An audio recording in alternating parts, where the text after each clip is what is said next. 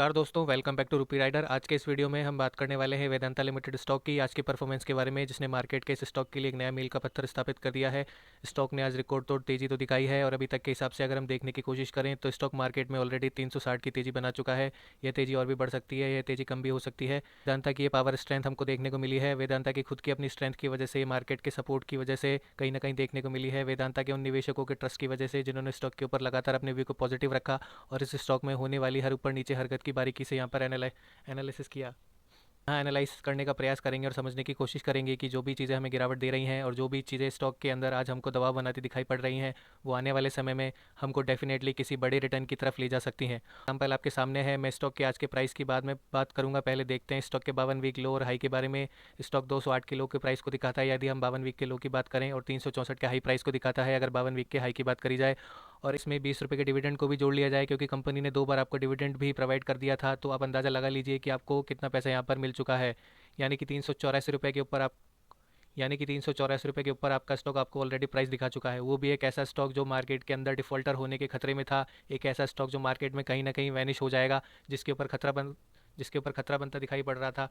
और एक ऐसी कंपनी जो मार्केट के अंदर कहीं ना कहीं आपको सेकंड अडानी ग्रुप बनती ना दिखाई पड़ जाए, इसका भी शक मार्केट के अंदर जाहिर कर दिया गया है। वेदांता की आज की परफॉर्मेंस की बात करें तो ये रिकॉर्ड तोड़ नंबर वेदांता ने हम सबको दिखाए हैं।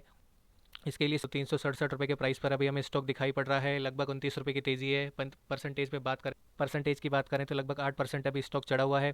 थोड़ा ऊपर नीचे थोड़ा ऊपर नीचे के लेवल तो डेफिनेटली जब आप इस वीडियो में देखेंगे तब तक हो चुके होंगे, लेकिन अगर देखें तो इसने 364 रुपये का हाई लगा के आज का अपना 52 वीक हाई भी बना दिया है। इसका क्रेडिट किस किस को जाता है, तो सबसे पहले मैं यहाँ पे एक्सटर्नल चीज़ें हैं उनके बारे में बता कर लेता हूँ। पहला क्रेडिट डेफिनेटली जो जाएगा वो है मार्केट को। हमको अपने रिकॉर्ड लेवल पर खड़ी दिखाई पड़ रही है मार्केट भी। आज बाजार की शुरुआत बेहद दमदार और मजबूत होती दिखाई पड़ी थी। हालांकि वो नंबर उतने सस्टेन नहीं हो पाए और थोड़ा बहुत उनको करेक्शन देखने को मार्केट में मिला। काफ़ी हद तक मार्केट का यहाँ पे एक बड़ा रोल प्ले होता हुआ नजर आया। इसके बाद में जो सबसे इंपॉर्टेंट पहलू है वो है वेदांता के लिए निफ्टी का मेटल सेक्टर। इस सेक्टर की वजह से स्टॉक के अंदर हमको एक ज़बरदस्त रैली देखने को मिली। इस सेक्टर का हर एक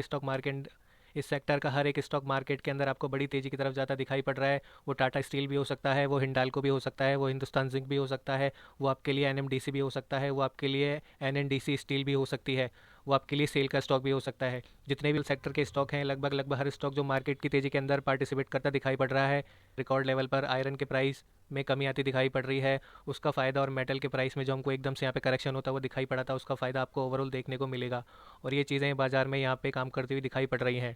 लेकिन इन सब तेज़ी के बीच में वेदांता के लिए ये चीज़ बहुत मैटर करती है, क्योंकि वेदांता वैसे तो मेटल सेक्टर के साथ चलने का प्रयास करता है, लेकिन इसके खुद के फंडामेंटल्स, इसकी खुद से रिलेटेड खबरें और खुद की डेट कहीं ना कहीं इसके लिए गले के फांसी का फंदा बनती हुई दिखाई पड़ती हैं।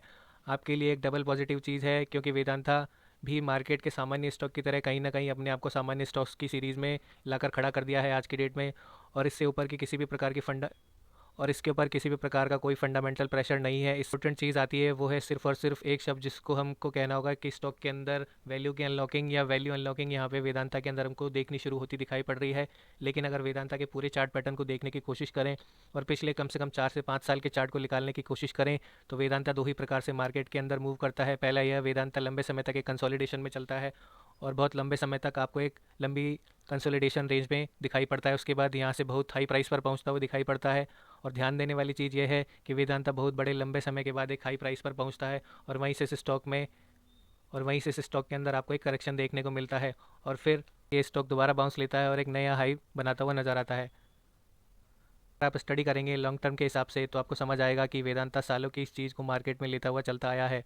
अब उसके बीच में वेदांता की तरफ 2 से 3 चीज़ें बहुत महत्वपूर्ण होती हुई दिखाई पड़ रही हैं।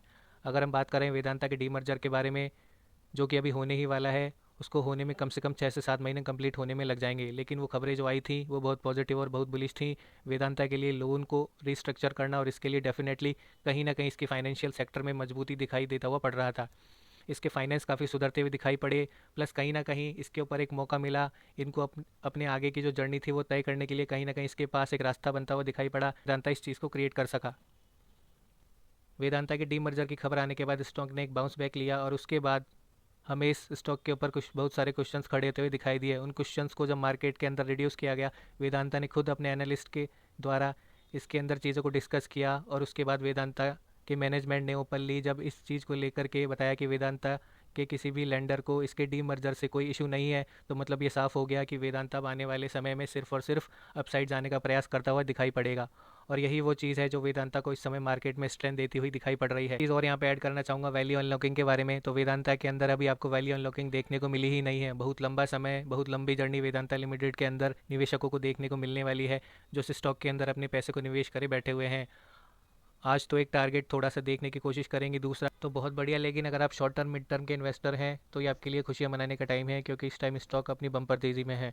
लेकिन साथ ही हमें स्टॉप लॉस ज़रूर लगाना होगा, इस चीज़ को ध्यान में रखिएगा। तो अगर वेदांता स्टॉक की बात करें तो 8% के ऊपर ये भागा हुआ है, और हो सकता है ये 12% की तेज़ी भी इसमें हमें देखने को मिले। पे तकरीबन 370 से लेकर 375 तक के नंबर हमको मार्केट में दिखा सकता है। वो नंबर आज भी आ सकते हैं, वो नंबर हमको आने वाले फ्राइडे को भी देखने को मिल सकते हैं।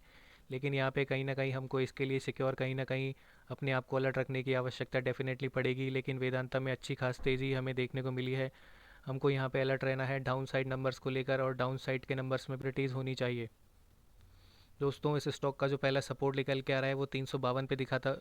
दोस्तों, इस स्टॉक का जो पहला सपोर्ट निकल के आ रहा है वो 352 का है। 352 का सपोर्ट यहाँ पे बनता हुआ दिखाई पड़ रहा है। अगर ये स्टॉक 352 का सपोर्ट ब्रेक करता है तो इसके लिए दिक्कतें बढ़ सकती हैं, और गिरावट की संभावना इसमें बढ़ सकती हैं।